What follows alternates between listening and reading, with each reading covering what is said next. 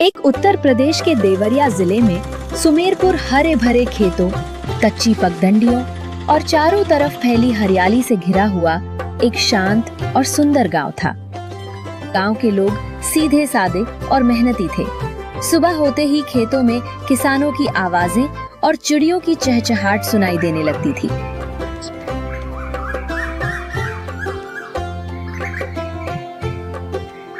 इसी गांव में शत्रुघ्न नाम के आदमी का मछली और चावल का एक बड़ा ढाबा था, जहां पर बहुत ही स्वादिष्ट मछली और चावल मिला करता था। इसी गांव में एक रतन नाम के आदमी का परिवार रहता है। सुनो जी, मकान मालिक 2 दिन से किराए के लिए चक्कर काट रहा है। राशन वाले की भी उधारी चढ़ी हुई है। अगर आज पैसे नहीं मिले तो घर का चूल्हा जलना मुश्किल हो जाएगा। परेशान मत हो आशा, आज बहुत काम है। मालिक शत्रुघ्न ने वादा किया था कि आज मेरे पिछले 10 दिनों की रुकी हुई पगार दे देगा। आज शाम को पैसे मिलते ही मैं सारा बकाया चुका दूंगा। तुम बस चिंता मत करो। भगवान करे वो सेठ पैसे दे दे, उसका कोई भरोसा नहीं है।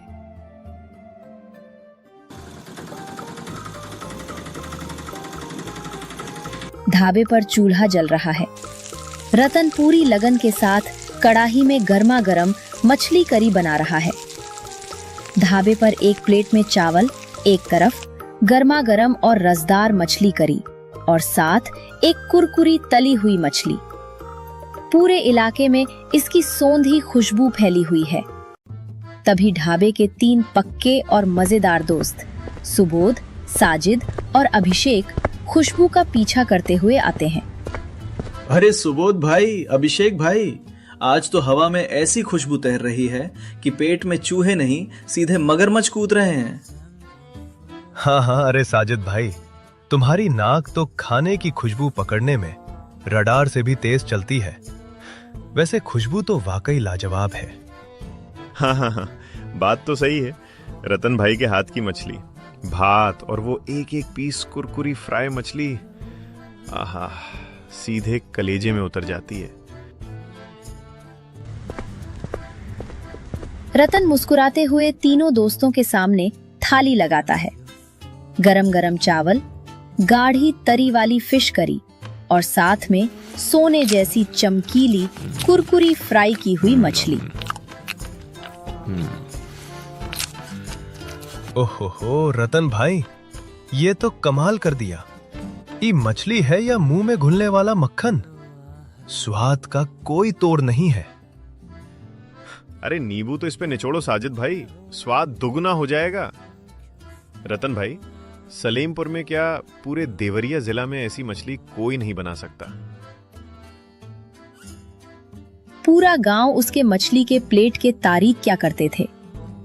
तभी ढाबे का मालिक शत्रुघ्न अपनी भारी भरकम तोंद मटकाते हुए वहां आता है। ग्राहकों को रतन की तारीफ करते देख उसे जलन होने लगती है। वो तुरंत अपनी वाहवाही बटोरने के लिए बीच में कूद पड़ता है।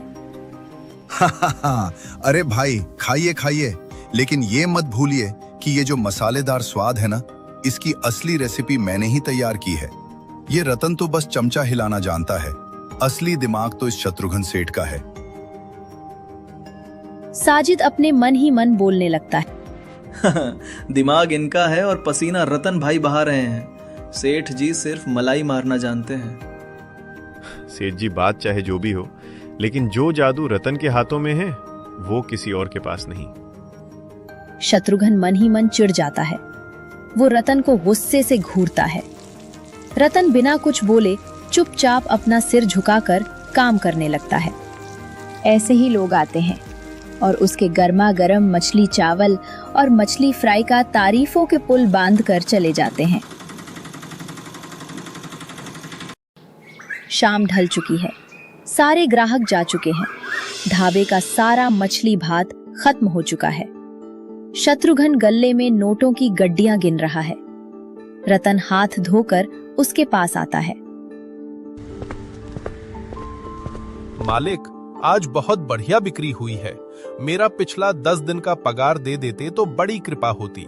मकान मालिक का किराया देना है और राशन वाले की उधारी भी चुकानी है। पगार? कैसी पगार बे? अभी तो कल के लिए नया माल मंगाना है, कोयले का पैसा देना है, मसालों का बिल चुकाना है। अभी कोई पैसा वैसा नहीं है, कल आना। लेकिन मालिक, आपने आज का पक्का वादा किया था। राशन वाले ने कहा है कि आज पैसे नहीं मिले तो आगे से सामान नहीं देगा। आप मेरे हक के पैसे रख रहे हैं। अबे ओए, ज्यादा जबान मत चला।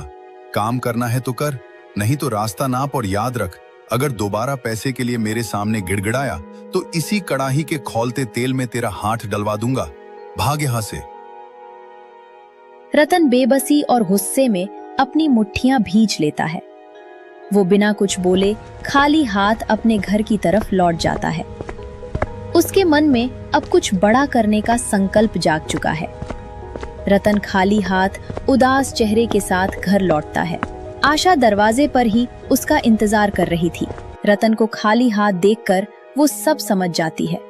तो उस सेठ ने पैसे नहीं दिए? नहीं आशा, उसने साफ मना कर दिया। उल्टे मुझे ही भला बुरा सुनाया। बहुत घमंडी और बेरहम आदमी है वो। मैंने मेहनत की, काम किया और उसका ढाबा इतना आगे बढ़ाया और मुझे मेरे पैसे नहीं दे रहे। हौसला मत हारो जी, जब तक तुम उसके ढाबे पर काम करोगे वो तुम्हारी मेहनत का खून चूसता रहेगा। क्यों ना हम अपना खुद का एक छोटा सा ठेला शुरू करें? तुम्हारी बनाई मछली भात का स्वाद तो पूरे गांव को पता है। मैं भी यही सोचता हूँ आशा, लेकिन ठेला खरीदने, नया बर्तन और ताजा मसाला लाने के लिए हमारे पास 1 रुपया भी तो नहीं है। दोनों पति पत्नी चिंतित होकर बैठ जाते हैं।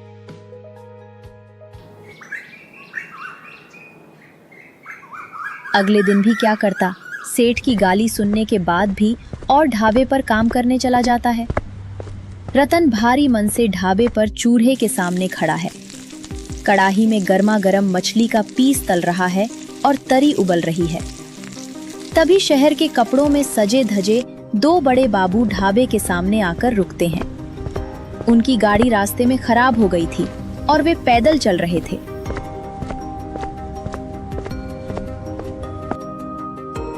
अरे भाई, क्या गजब की खुशबू आ रही है। हाँ, बहुत देर से भूख लग रही है, चलो कुछ खाकर देखते हैं। बाबूजी, ये देवरिया का मशहूर मछली भात है, साथ में गर्मा गर्म कुरकुरी तली हुई मछली। बैठिए हुजूर, थकान मिट जाएगी। दोनों बाबू टेबल पर बैठ जाते हैं। रतन उनके सामने गरम गरम चावल, गाढ़ी तरी वाली स्वादिष्ट फिश करी और एक एक पीस कुरकुरी फ्राइड फिश परोसता है। मछली का पहला निवाला मुंह में डालते ही हैरान रह जाता है। अरे भाई साहब, क्या स्वाद है! तरी का मसाला और इस तली हुई मछली का कुरकुरापन, लाजवाब। ऐसा स्वाद तो हमें शहर के 5 स्टार होटल में भी नहीं मिला। सच में भाई, इतना देर से चल चल के तो मेरा भूख से बुरा हाल हो गया था। मुझे लगा नहीं था गांव में इतना स्वादिष्ट खाना भी मिलता है। क्या तुम शहर में काम करना पसंद करोगे? नहीं बाबूजी, गरीब आदमी हूँ। खुद का ठेला लगाने के लिए पैसे नहीं है। यहाँ बस पेट पालने के लिए मालिक की गाली गलौज और डांट सुननी पड़ती है। दोनों बाबू रतन की सादगी और उसके हुनर से बेहद प्रभावित होते हैं। पहले बाबू अपने जेब से कुछ पैसे निकालता है। ये लो 200 रुपए, ये तुम्हारे मालिक को दे देना खाने के पैसे। दूसरा आदमी अपनी जेब से 5000 रुपए की एक गड्डी निकालता है और रतन के हाथ में थमा देता है। और ये 5000 रुपए हमारी तरफ से तुम्हारे लिए इनाम और मदद हैं। इससे अपना खुद का एक ठेला शुरू करो रतन भाई। इस जादुई हुनर को किसी जालिम की गुलामी में मत सड़ने देना। रतन के हाथों में पैसे देखकर उसकी आंखों में आंसू आ जाते हैं। वो कांपते हाथों से पैसे लेता है और दोनों बाबूजी को प्रणाम करता है। अरे बाबूजी, आप लोगों का धन्यवाद। आप लोगों ने आज मुझ पर इतना बड़ा उपकार किया। अब मैं इस पैसे से अपना एक ठेला खोलूंगा। आपने तो मेरी जिंदगी बना दी। आपका बहुत बहुत धन्यवाद। उसके बाद दोनों बाबू वहां से खुश होकर वहां से चले जाते हैं। ढाबा बंद होने का समय है। तभी शत्रुघ्न अपने साथ एक आदमी को लेकर आता है। रतन उसके सामने ग्राहकों के दिए हुए 200 रुपए रख देता है। मालिक, ये आज के खाने के पैसे हैं और सुनिए, अब मुझे आपके यहाँ काम नहीं करना है। मेरे पिछले 10 दिनों के पैसे दे दीजिए, मैं अभी जा रहा हूँ।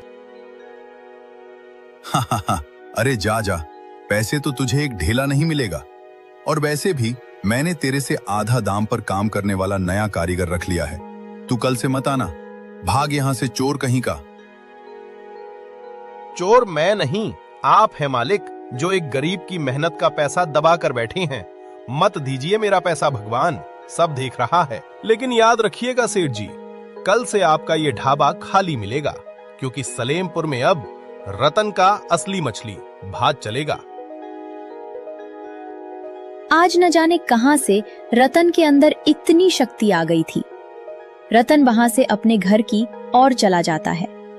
शत्रुघ्न उसे गुस्से से जाते हुए देखता रहता है। रतन घर लौटता है और आशा के सामने 5000 रुपए रख देता है। आशा चौंक जाती है और पूछती है, जी, इतने सारे पैसे कहाँ से आए? ये मेरी ईमानदारी और हमारे हुनर का इनाम है आशा। आज ढाबे पर आए 2 फरिश्तों ने हमारी मदद की है। अब हम किसी की गुलामी नहीं करेंगे। उनका बहुत बहुत धन्यवाद। अब तो सलेमपुर में अपना खुद का राज होगा। मैं कल ही जाता हूँ और सुबह साजिद, सुबोध और अभिषेक से मदद मांगता हूँ।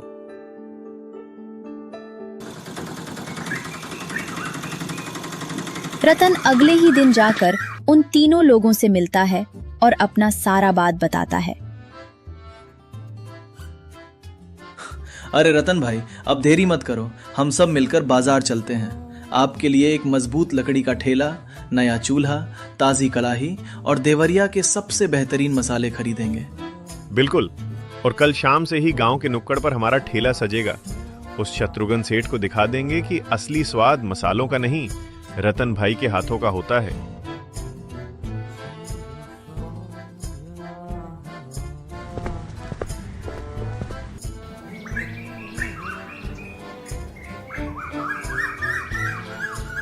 गांव के चौराहे पर रतन का ठेला सज चुका है। कोयले की आंच धधक रही है। रतन ताजी कड़ाही में गर्मा गर्म मछली बन रहा है। बगल में तले हुए कुरकुरे मछली और चावल रखे हुए हैं। खुशबू हवा के झोंकों के साथ पूरे गांव में फैल जाती है। रतन ने अपनी थाली का दाम रखा है सिर्फ 30 रुपए, जिसमें भरपूर भात, चावल, मसालेदार फिश करी और साथ में एक बेहतरीन कुरकुरी फ्राई मछली मिल रही है। तभी गांव के लोग खुशबू सूंघकर खींचे चले आते हैं। सुबोध, साजिद और अभिषेक सबसे पहले थाली सजाकर बैठ जाते हैं।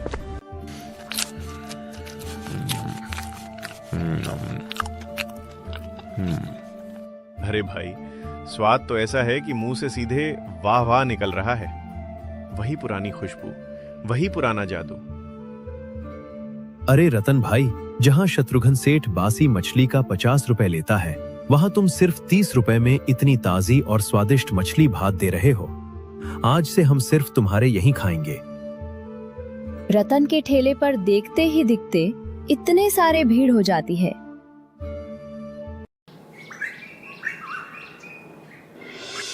कुछ ही देर में उसके सारे खाना खत्म हो जाते हैं और खुशी खुशी अपने घर चला जाता है। देखो जी, आज कितनी अच्छी कमाई हुई है, इतने सारे पैसे हैं। ये सब तो सुबोध, अभिषेक और साजिद की वजह से ही हो पाया है। अगले दिन सुबह सुबह फिर अपना ठेला खोल लिया था। खुशबू सब तरफ फैला था। उनके पुराने ग्राहकों को पता चल चुका था। भैया, आप तो अपना ही दुकान लगा लिए। कल मैं शत्रुघ्न के बिल्कुल खाने में स्वाद नहीं था। मैं धन्यवाद भैया। अब आप अपने सारे दोस्तों को बता देना कि रतन भाई का अपना दुकान खोल चुके हैं। ग्राहक आते, बड़े मजे से वहां पर खाते और रतन उनसे बहुत अच्छे से बात करता था। शत्रुघ्न के ढाबे पर पूरी तरह सन्नाटा पसरा हुआ है। उसका नया सस्ते दाम वाला कारीगर पसीने से लथपथ खड़ा है। कड़ाही में तली हुई मछली जल चुकी है और तरी का रंग एकदम फीका है। अरे ओ कामचोर, तू कैसी मछली बना रहा है बे? पूरे गांव के लोग उस रतन के ठेले पर चले गए हैं। यहाँ मक्खियां भिन भिना रही हैं। मालिक, मसाले तो आपने ही लाकर दिए थे। रतन भाई जैसा स्वाद मेरे हाथों में कहाँ। कोई भी ग्राहक ढाबे पर नहीं है। तभी ढाबे के पास से एक ग्रामीण निकलता है। अरे रमेश, कहाँ जा रहे हो भाई? इधर आओ, आज बढ़िया मछली बनी है। माफ करना सेठ जी, अब हम पैसे बर्बाद करने नहीं जाएंगे। रतन भाई ने नुक्कड़ पर नया ठेला लगाया है, वैसा स्वाद और वो भी इतने सस्ते में। अब हम उधर ही जा रहे हैं। शत्रुघ्न गुस्से से लाल पीला हो जाता है। वो लाठी उठाता है और रतन का काम बिगाड़ने के लिए उसके ठेले की तरफ चल पड़ता है। रतन के ठेले पर भारी भीड़ है। तभी शत्रुघ्न गुस्से में पैर पटकता हुआ वहां पहुंचता है।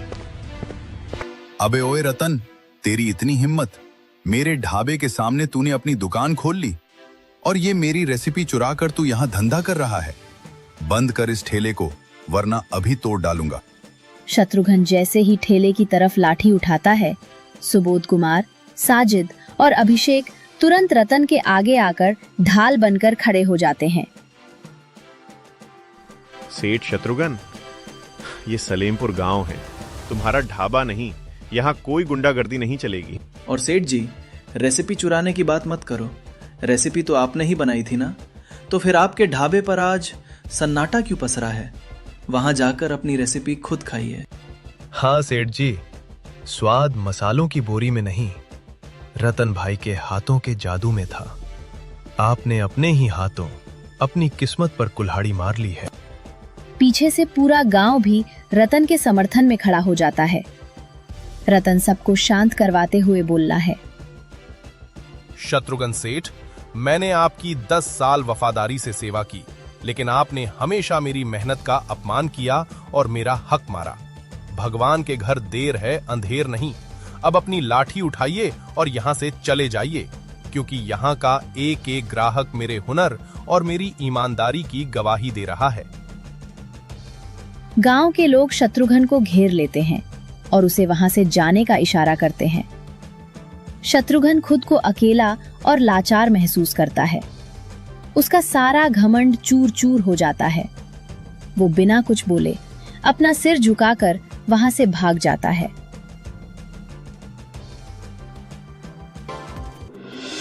आज ये मेरे इन भाइयों के प्यार और हमारे हुनर की जीत है।